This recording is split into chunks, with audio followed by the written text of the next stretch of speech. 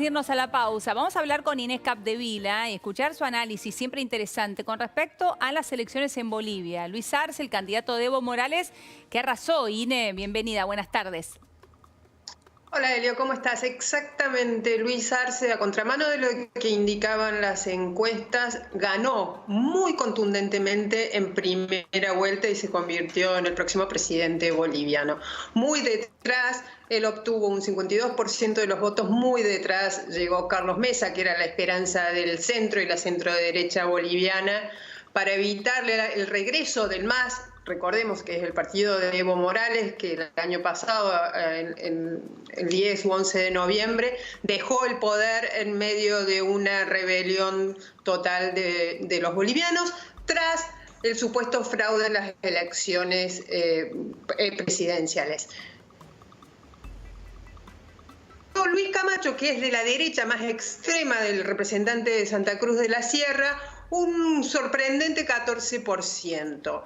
Eso indicó que Luis Arce se convierta en el próximo presidente y que le da muchísima legitimidad a su regreso, porque además de ese 53% en el voto presidencial, en el voto general para las presidenciales, obtuvo la mayoría del Parlamento. No los 2/3, como sí contaba Evo Morales en su último periodo, y que le permitió, como dicen sus críticos, transformar el Parlamento, la Asamblea Nacional Boliviana, en una especie de escribanía. Claro. Una de las razones por las cuales Evo acumuló el poder total y fue, en cierta forma, saliéndose del cauce constitucional.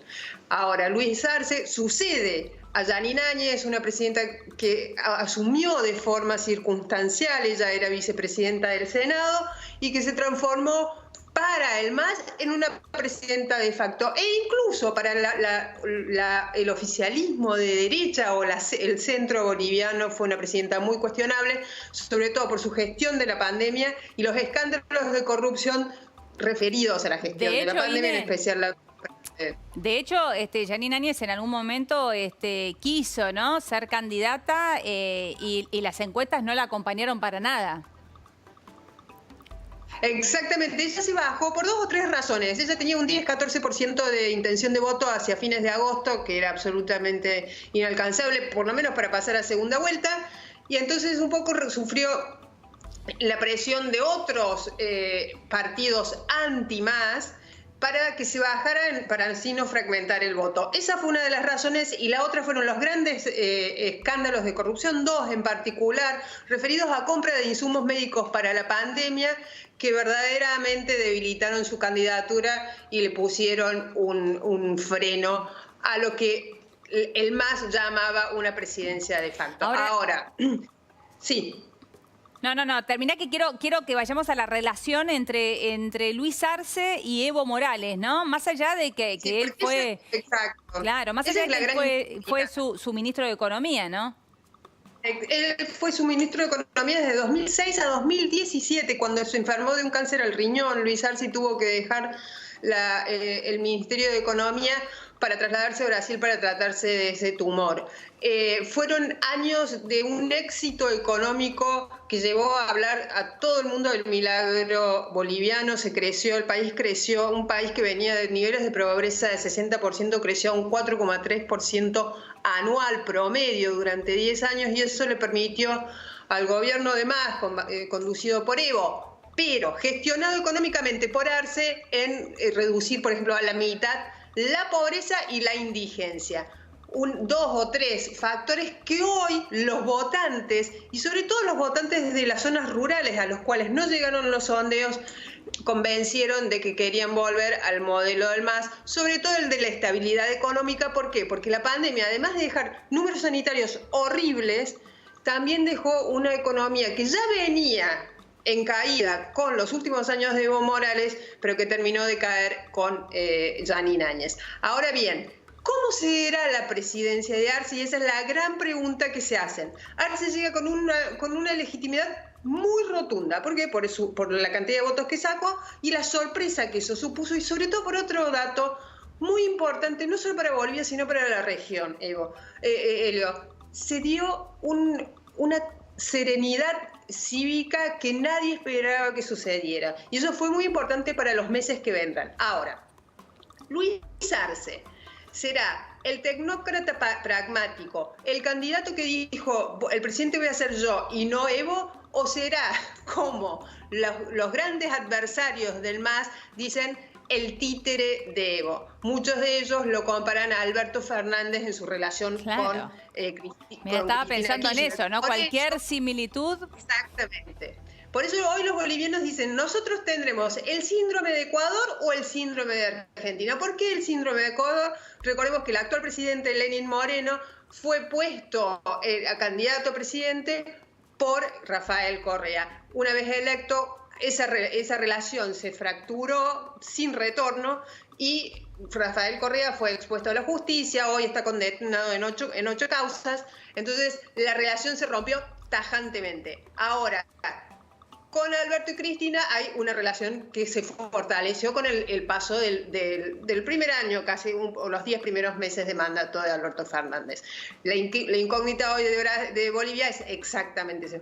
¿Qué tipo de presidente tendremos? Es por ahora muy temprano para decirlo, pero el propio Arce ya desde el lunes a la mañana mismo está tratando de decir el presidente soy yo. Claro, claro. Ahora, bueno, y un socio en la región para Argentina, ¿no? Que hizo una apuesta importante también recibiendo aquí a Evo Morales en su momento, ¿no? Sí. Una de las grandes preguntas que también tuvo que salir a responder Arce es, ¿va a volver Evo Morales al día siguiente de que asuma Arce como la presidencia o se va a prorrogar su regreso porque además enfrenta causas judiciales? Son una serie de interrogantes que no solo van a determinar cómo va a gobernar Arce él, su propio estilo, sino también cómo se va a relacionar con la oposición. Porque Evo Morales sigue siendo un elemento de muchísima fricción para los bolivianos. Y también ubica al MAS frente al partido de Evo Morales, lo ubica ante un dilema. Ser un partido que ya prescinde de su caudillo y toma vida propia y poder propio, o un partido que elige seguir al caudillo y corre el riesgo de regresar a las fricciones y grietas de los últimos años. Ese es otro interrogante que va a tener Arce, que le van a quitar tiempo para enfrentar los desafíos urgentes, que son muchos. No solo el sanitario, sino fundamentalmente el económico, Helio, porque teníamos, te estaba contando, que la economía va, o sea, al lado de la economía argentina, la recesión boliviana parece menor, porque nosotros vamos a decrecer un 12% supuestamente según el FMI este año y Bolivia va a decrecer un 6%. Pero ya los números del mercado laboral, y esa fue la gran inquietud de los bolivianos, la pérdida de empleo son tremendos.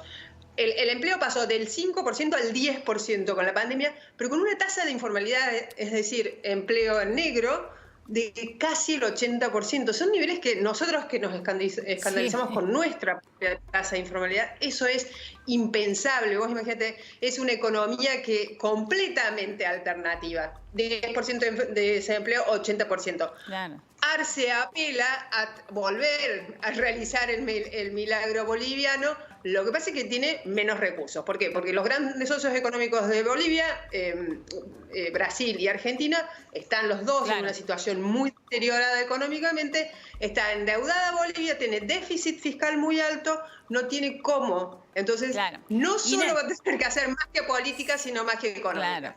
Ine, nos quedamos sin tiempo. Súper interesante, como siempre, escucharte. Te mando un beso grande. Besos, Elio. Chao, buenas tardes. Bien, y de aquí me voy al encuentro de Tato Yang, que ya está listo.